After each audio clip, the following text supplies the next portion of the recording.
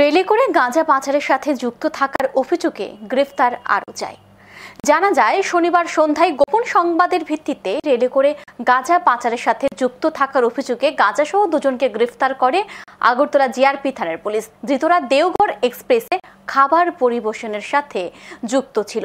পরবর্তী সময়ে ধৃতদের পুলিশ রিমান্ডের আর্জি জানিয়ে রবিবার আদালতে সোপর্দ করে পুলিশ। এখন আমরা শুনবো জিআরপি থানার পুলিশের বক্তব্য।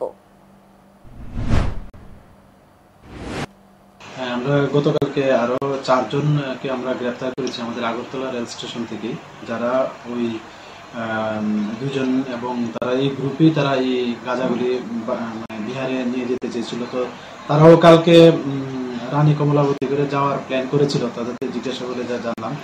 তো তারা 4 জনের মধ্যে হলেন বিকাশ কুমার একজন, যিনি লকাসরাই ডিস্ট্রিক্টের বাসিন্দা বিহার, এবং আরেকজন হলেন কিষান কুমার রাউত, উনি মুঙ্গের ডিস্ট্রিক্ট বিহার।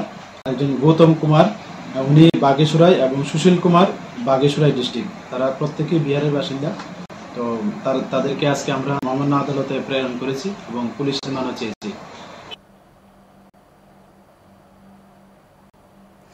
সেই মামলার তদন্তে নেমে রবিবার আগরতলা জিআরপি থানার পুলিশ আরও 4 জনকে গ্রেফতার করে। আগরতলা জিআরপি থানার ওসি তাপস দাস জানান, ধৃতরা রানী কমলাবতী এক্সপ্রেসে করে বিহারের গাঁজা নিয়ে যাওয়ার চেষ্টা করেছিল। তারা সকলে দেওঘর এক্সপ্রেসে খাবার পরিবেশনের সাথে যুক্ত। ধৃতরা হলো বিকাশ কুমার, কিষান কুমার, গৌতম কুমার ও সুশীল কুমার।